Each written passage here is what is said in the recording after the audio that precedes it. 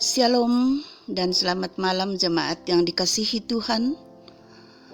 Kembali pada malam ini kita akan membaca dan merenungkan firman Tuhan. Dan bagian firman Tuhan yang akan kita baca dan renungkan bersama terambil dari Filipi pasal 3 ayatnya yang keempat sampai ayatnya yang ke-9. Namun sebelum itu,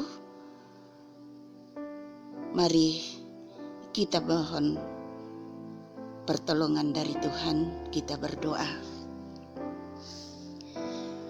Kami bersyukur kepadamu Tuhan, karena Engkau telah menuntun kami seharian lamanya dalam menikmati dan menjalani kehidupan yang Engkau anugerahkan. Saat ini kami akan bersama-sama merenungkan firman-Mu. Allah Roh Kudus, tuntun kami untuk memahaminya dan mampukan kami untuk menguraikan firman-Mu pada saat ini. Dalam nama Tuhan Yesus kami berdoa. Amin. Filipi 3 ayatnya yang keempat sampai ayatnya yang ke-9. Sekalipun aku juga ada alasan untuk menaruh percaya pada hal-hal lahiriah.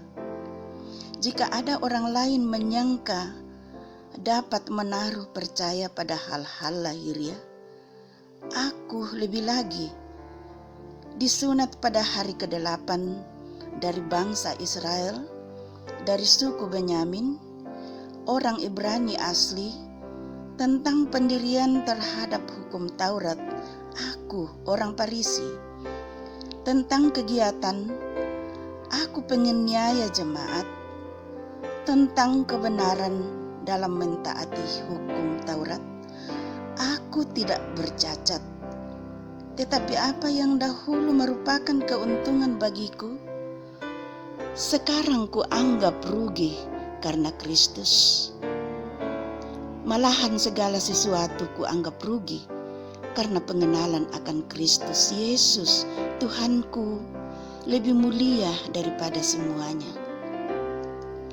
Oleh karena Dialah aku telah melepaskan semuanya itu dan menganggapnya sampah supaya aku memperoleh Kristus dan berada dalam Dia, bukan dengan kebenaranku sendiri karena mentaati hukum Taurat, melainkan dengan kebenaran karena kepercayaan kepada Kristus, yaitu kebenaran yang Allah anugerahkan berdasarkan kepercayaan.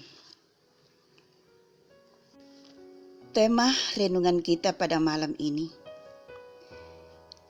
kita melayani karena anugerahnya. Ayatnya yang ke-7 sampai ayatnya yang ke-9 saya akan bacakan ulang. Tetapi apa yang dahulu merupakan keuntungan bagiku, sekarang kuanggap rugi karena Kristus. Malahan segala sesuatu kuanggap rugi karena pengenalan akan Kristus Yesus Tuhanku lebih mulia daripada semuanya. Oleh karena Dialah aku telah melepaskan semuanya itu dan menganggapnya sampah supaya aku memperoleh Kristus dan berada dalam Dia, bukan dengan kebenaranku sendiri karena mentaati hukum Taurat, melainkan dengan kebenaran karena kepercayaan kepada Kristus, yaitu kebenaran yang Allah anugerahkan berdasarkan kepercayaan. Mengisahkan tentang siapa Rasul Paulus yang sesungguhnya. Secara lahiriah, Rasul Paulus memiliki latar belakang yang sangat kuat, yaitu ia adalah orang Yahudi asli, disunat pada hari ke-8, orang Ibrani asli, ahli hukum Taurat dari kelompok Farisi, penganiaya orang Kristen, setia dalam mengikuti hukum Taurat, dan tidak bercacat. Kalau kita memperhatikan bagian ini secara seksama, maka kita akan mendapat kesan bahwa Rasul Paulus bukanlah manusia sembarangan. Ia memiliki kapasitas yang kuat dengan memiliki predikat-predikat dihormati dan disegani masyarakat Yahudi. Namun ayatnya yang ke-7, Paulus dengan sangat tegas mengatakan kepada orang-orang di Filipi bahwa dalam melayani Tuhan bukan kehebatan, bukan prestasi, bukan latar belakang yang diandalkan. Bahkan dengan sangat keras menganggapnya semua itu hanyalah sampah belaka. Sebab baginya yang utama adalah menerima kebenaran yang dianugerahkan Allah berdasarkan kepercayaan kepadanya.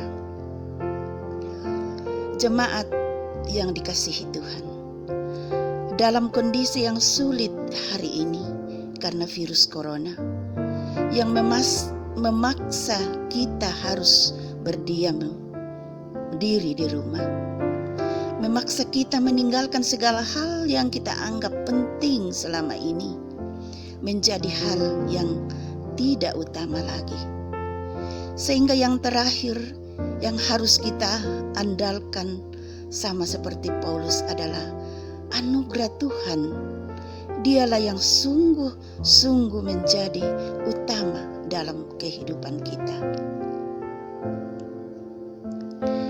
Tuhan sementara mengingatkan kita bahwa prestasi yang kita capai dalam kehidupan sebelumnya atau predikat apapun yang melekat pada diri kita tidak menjadi jaminan keselamatan kita.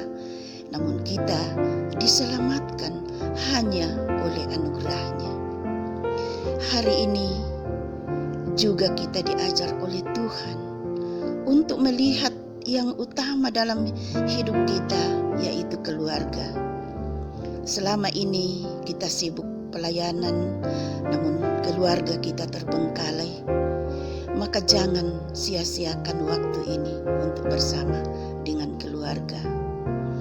Mari jemaat yang dikasihi Tuhan, kita menyadari bahwa dunia ini sementara tidak aman. Namun sebagai anak-anak Tuhan yang dijamin oleh kasih dan anugerahnya, kita tetap berharap kepadanya, bersukacita di dalam Dia, sambil menikmati anugerahnya setiap hari. Amin.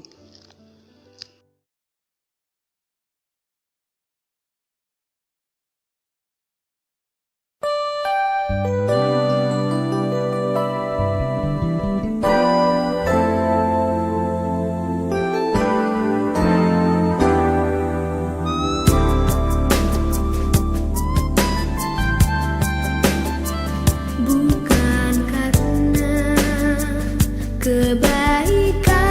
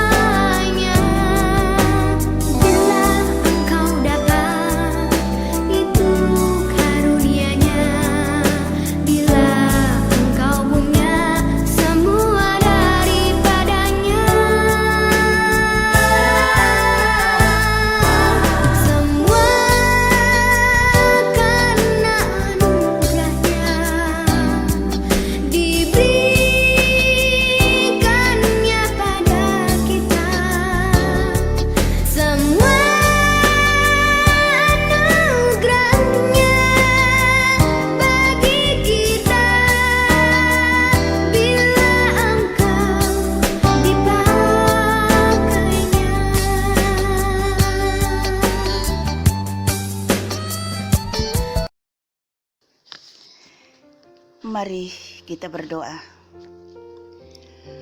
Kami bersyukur padamu Tuhan, karena Tuhan sudah memperkenankan kami berada di sekitar firman-Mu. Dan biarlah firman-Mu ini menjadi bahagian kami, masing-masing yang sudah mendengarkannya. Peliharakan kami pada malam ini dalam istirahat kami. Dan jikalau Tuhan berkenan, Tuhan akan bangunkan kami kembali pada esok pagi dalam keadaan sehat, dibaharui dengan kekuatan baru, serta dilimpahi dengan berkat-berkat yang baru. Ini doa kami Tuhan, ini syukur kami, ini permohonan kami. Kami bawa dalam nama Yesus, Tuhan dan Juru Selamat kami. Amin.